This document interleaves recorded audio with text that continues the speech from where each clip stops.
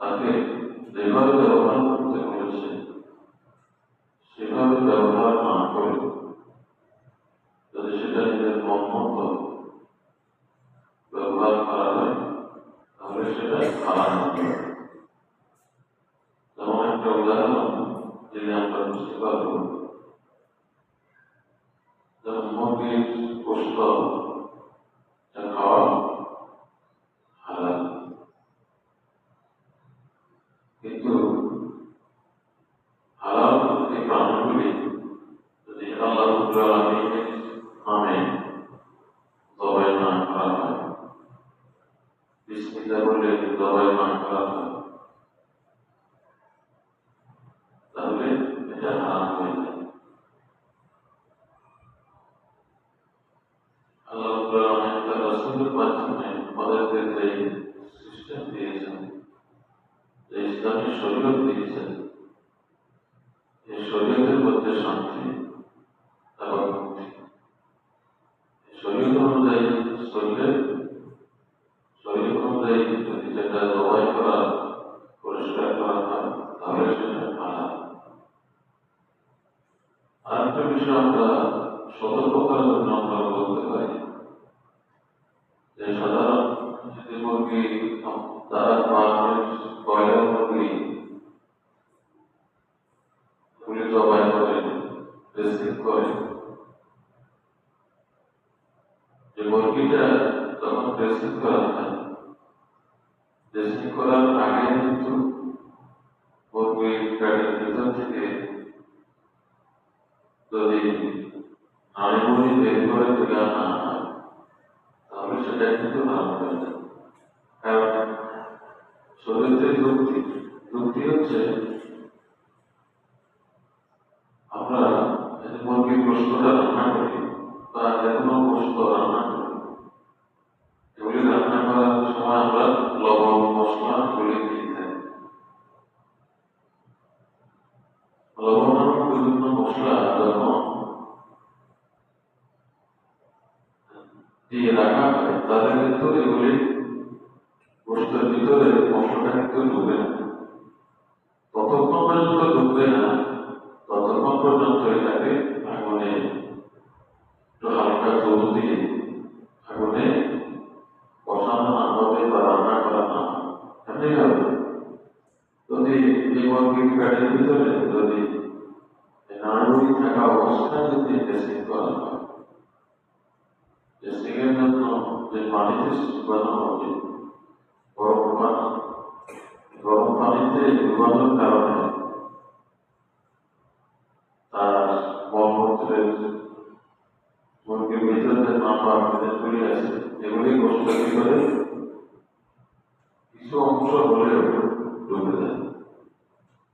এজন্য সেটা গোশতকে হারাম করে দিতে পারে শরীয়তের দৃষ্টি। এজন্য আমরা যারাই মুরগি ড্রেসিং করা দোকানে ব্রয়লার মুরগি বা অন্য যে কোনো মুরগি ড্রেসিং করার পূর্বেই আমরা মুরগির নাড়িভুড়িটা ওদেরকে বললে ওরা বের করে দেবে, আর বের না করলে এটা কিন্তু হারাম হওয়া সম্ভব না। হারাম এটা আসবাব নাজায়েজ হিসাবে এটা উল্লেখ আছে, এদিকে সতর্ক থাকবে। তাহলে এটা হলো যে আমাদের সিস্টেমের কারণে হারাম। যেমন মুরগি জবাই করার বিষয় বললাম, মুরগি ড্রেসিংয়ের বিষয় বললাম, এরপরে এভাবে অন্যান্য প্রাণীগুলি যদি আল্লাহর নামে জবাই করা না হয় এগুলি হারাম। এগুলি কিন্তু হালাল ছিল, আল্লাহ রাব্বুল আলামিন আমাদের জন্য হালাল হিসাবে সৃষ্টি করেছেন, কিন্তু আমাদের প্রক্রিয়াটা হারাম হওয়ার কারণে এগুলি হারাম হয়ে গেছে। এটা ইসলামী শরীয়ত এলাও করে না।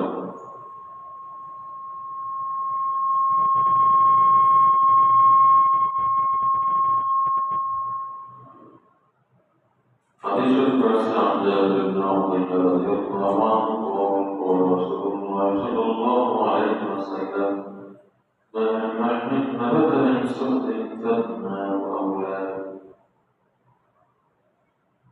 মানুষের শরীরে যে কোনো কষ্ট যদি সেটা হারাম তার অর্থ হয়ে থাকে, তাহলে সেই কষ্টটি জাহান্নামে সেই কষ্টের জায়গা ঠিকানা, অর্থাৎ হারাম তার উৎপন্ন শরীর সেটা জাহান্নামে যাবে হাদিসে পারছে। একইভাবে ইয়াদিকের সম্পদ অন্যায়ভাবে ভক্ষণ করা সেটা হারাম। আল্লাহ আমি কোরআন ইরশাদ করেছেন, الذين يأكلون أموال اليتامى ظلما إنما يأكلون في بطونهم نارا وسيصلون سعيرا الذين يأكلون أموال اليتامى ظلما তারা অন্যায়ভাবে ইয়াতীমের সম্পদ ভক্ষণ করবে, إنما يأكلون في بطونهم نارا তারা জাহান্নামের আগুন তাদের পেটের মধ্যে ডুবিয়ে দিচ্ছে। ইয়াতীমের সম্পদ খাওয়া, অন্যায়ভাবে খাওয়া, জুলুম করে খাওয়া মানে হচ্ছে নিজের পেটের ভিতরে জাহান্নামের আগুন ডুবিয়ে নেওয়া।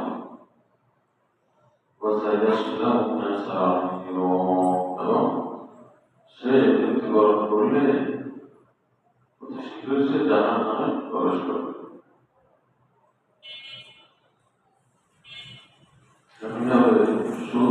সুদ খাওয়াটা হারাম, সুদ দেওয়া হারাম, সুদের যিনি লেখক সেই সুদের লেখাটা হারাম, সুদের সাক্ষী হওয়াও হারাম। আল্লাহ রাব্বুল আলামিন সূরা বাকারাতে ইরশাদ করেছেন, الذين يأكلون الربا لا يقومون إلا كما يقوم الذي يتخبطه الشيطان من المس তারা সুদ খাবে, তারা কিয়ামতের ময়দানে এমনভাবে উঠবে যেন তাদেরকে স্পর্শের মাধ্যমে পাগল করে দেওয়া হয়েছে। পাগল অবস্থায় কিয়ামতের ময়দানে উঠবে। সূরা বাকারাতে আল্লাহ করেছে তারা সুদ খাবে, তারা পাগল অবস্থায় কিয়ামতের ময়দানে উঠবে। ذلك بأنهم قالوا إنما البيع مثل الربا তাদের এই অবস্থা হবে এই জন্য যে তারা বলেছিল যে সুদ তো ব্যবসার মধ্যে।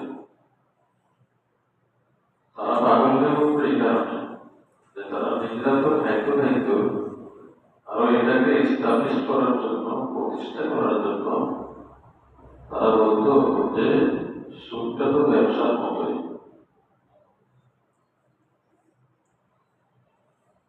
وأحل الله البيع وحرم الربا আল্লাহ রাব্বুল আলামিন সুদকে হারাম করেছেন আর ব্যবসাকে হারাম করেছেন।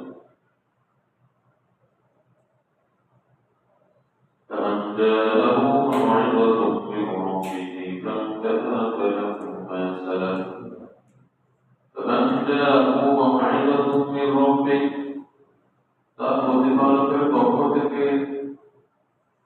যদি উপদেশ আসে এবং সে সুদ থেকে বিরত হয়, পিছনে ঘটে আসে, আল্লাহ রাব্বুল আলামিন তাকে অতীতের গুনাহগুলি মাফ করে দিবেন। সবাই সুবহানাল্লাহ। ومن عاد فأولئك أصحاب النار هم فيها خالدون আর যদি বারবার সুদ খেতেই থাকে, একবার সুদ খেয়ে নেওয়ার পরে তওবা করে না আর খাইতে না,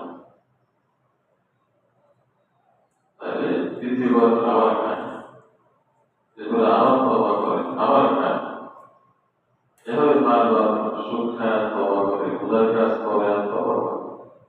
আল্লাহ কি বলেন, ومن عاد فأولئك أصحاب النار هم فيها خالدون জগতে আবার সেই সুদের কাছে ফিরে আসলো, যে ব্যক্তিরা যাবে তারা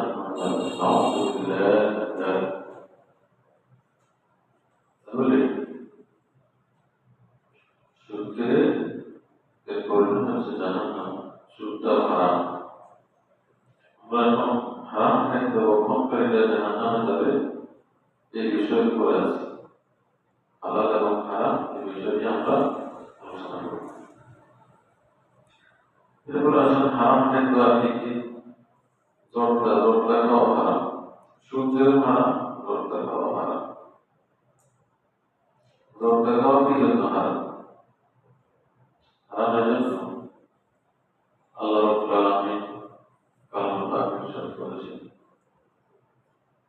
ওয়ালা তাকতুলু আনফুসাকুম, তোমরা তোমাদের নিজেদের ক্ষতি করিও না। নিজেরা নিজেদেরকে হত্যা করিও না, আত্মহত্যা করিও না।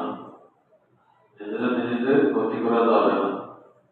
আর এই যে জর্দা তৈরি হয় তামাক থেকে, আর সিগারেট, বিড়ি এগুলি কিন্তু তামাক থেকে তৈরি হয়।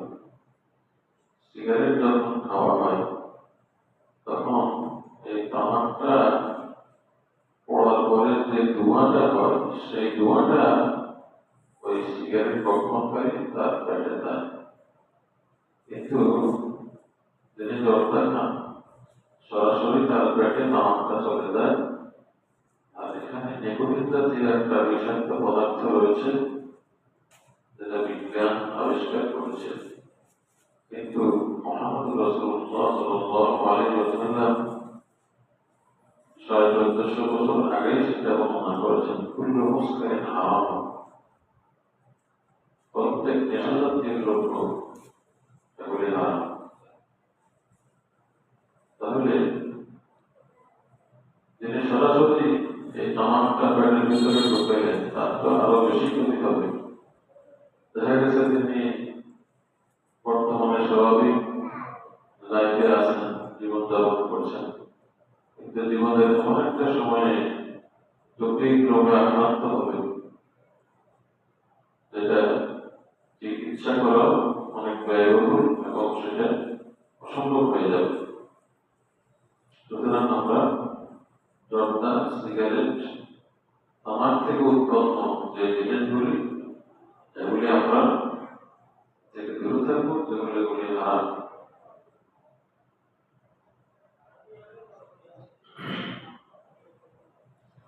এমনিভাবে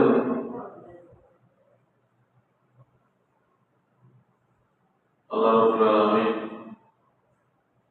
তার রাসূলের মাধ্যমে আমাদেরকে জানিয়ে দিয়েছেন যে যখন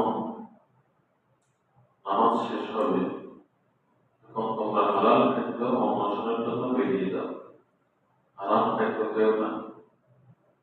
فإذا قضيت الصلاة فانتشروا في الأرض, যখন নামাজ শেষ হবে তোমরা জমিনে ছড়িয়ে পড়ো, ওয়াবতাগু মিন ফাদলিল্লাহ, এবং আল্লাহর অনুগ্রহ, আল্লাহর রহমত, আল্লাহর দেওয়া হালাল রিজিক অন্বেষণ করো, হালাল খাও।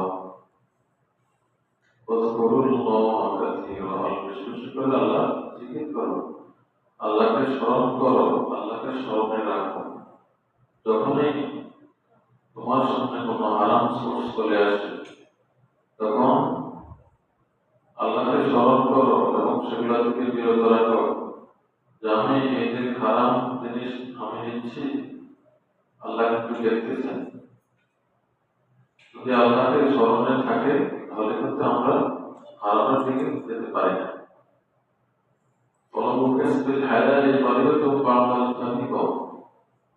হালাল রিজিক অন্বেষণ করা এটা কিন্তু নামাজের পরে এটা একটা ফরজ কাজ, তো বেকার বসে থাকা এটা কিন্তু হারাম।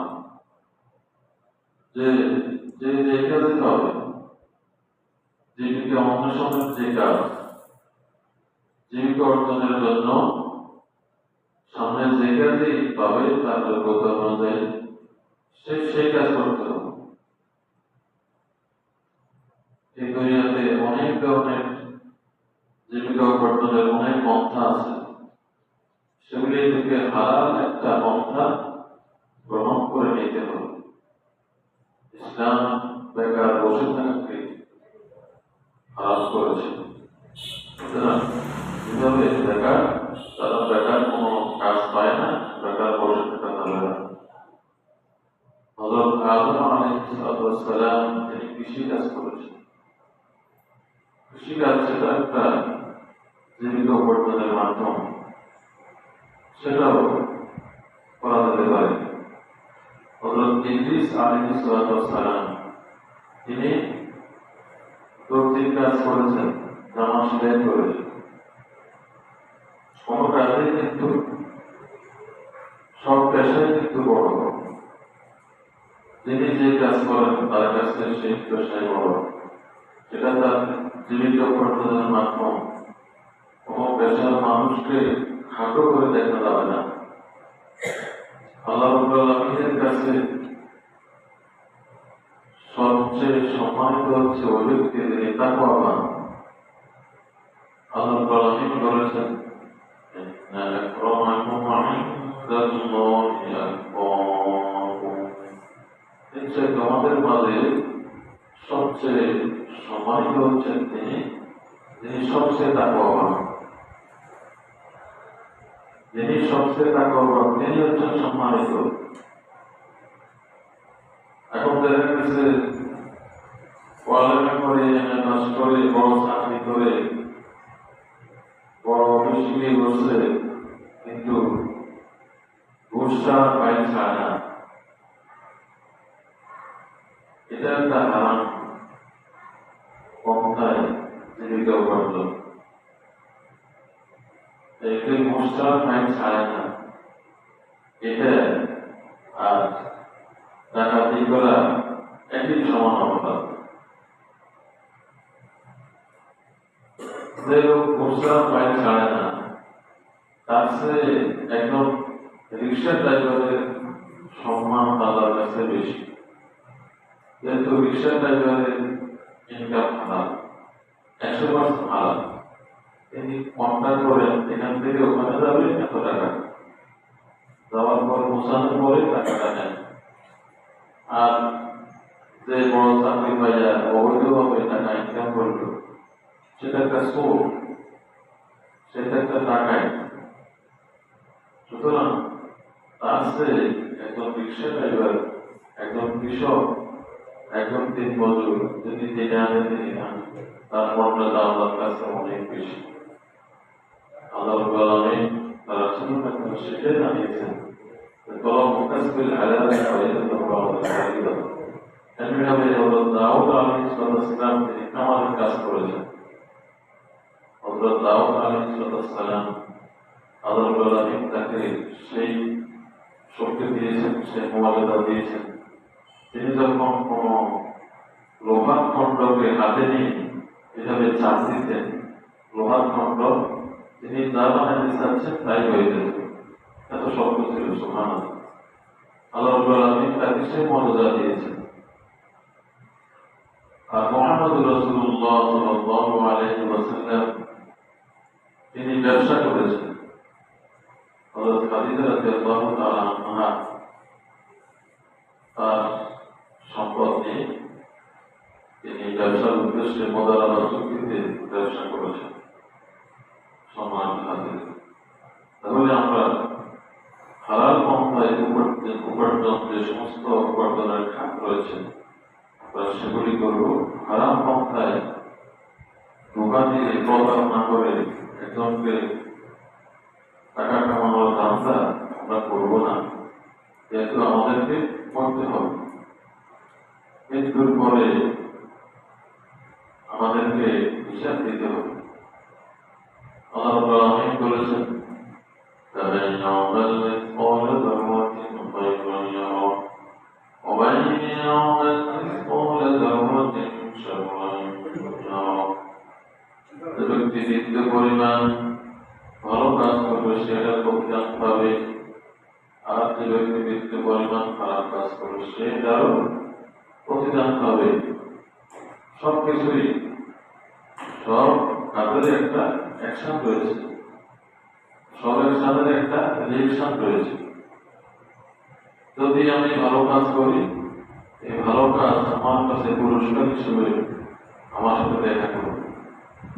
সেটা পুরস্কারটা দুনিয়াও আমি পাবো, পরকালেও আমি পাবো। আর যদি কোনো খারাপ কাজ হয়ে যায় তাহলে সেটা যে একটা শাস্তি, সেটা দুনিয়াতেও পাওয়া যাবে, আর পরকালে যেটা সেটা নির্ধারিত সমান হবে। আমরা ভালোকে ভালো হিসেবে জেনে গ্রহণ করবো এবং খারাপকে খারাপ হিসেবে আমরা জানবো এবং সে অনুযায়ী আমল করবো। আল্লাহ রাব্বুল আলামিন আমাদের হিসাব দেবেন, মানুষের হিসাব দেবেন, যেহেতু মানুষকে তিনি বিবেক দিয়েছেন, কিন্তু হাইওয়ান নামে কোনো হিসাব হবে না, তাদের কোনো বিবেক নাই। মানুষের বিবেকের কারণে, ইখতিয়ারের কারণে তাকে আল্লাহ মানুষকে ইখতিয়ার দিয়েছেন, ইখতিয়ারের কারণে মানুষের হিসাব হবে। আর দ্বিতীয় যে 17 শ্রেণী যারা মুসলিম হয়ে জাহান্নামে যাবে, প্রথম শ্রেণী আমরা বললাম যে হারাম ক্ষেত্রে গ্রহণ করে, আর দ্বিতীয় শ্রেণী হচ্ছে আত্মীয়তার সম্পর্ক ছিন্নকারী। যারা আত্মীয়তার সম্পর্ক ছিন্ন করবে, আত্মীয়দের বিভিন্ন খোঁজখবর নেওয়া, তাদের সুখে দুঃখে তাদের সুখে দুঃখে শেয়ার করা, তাহলে এই ধরনের ব্যক্তিরা জাহান্নামে যাবে। আর যোগাযোগের মধ্যে যদি আল্লাহ وقال رسول الله صلى الله عليه وسلم لا يدخل الجنة قوم বুখারী শরীফের 5525 নম্বর হাদিসে আছে, রাসূলুল্লাহ সাল্লাল্লাহু আলাইহি ওয়াসাল্লাম ইরশাদ করেছেন, আত্মীয়তার ছিন্নকারী জাহান্নামে যাবে, জান্নাতে যাবে না। সুতরাং আমরা আমাদের আত্মীয় স্বজন যারা রয়েছে তাদের সাথে আমরা যথাযথ সম্পর্ক রাখবো, তাদের সুখে দুঃখে তাদের খোঁজখবর রাখবো এবং তাদের দুঃখ বেদনা শেয়ার করে নেব। আর 3 নম্বর হচ্ছে প্রতিবেশীকে কষ্ট দান করে। যে ব্যক্তি প্রতিবেশী কষ্ট দিবে সেও জাহান্নামে যাবে। আল্লাহ রাব্বুল আলামিন আমাদেরকে আজকে যতটুকু আলোচনা হয়েছে আমাদেরকে আমল করার তৌফিক দান করুন। আমিন। আসসালামু আলাইকুম।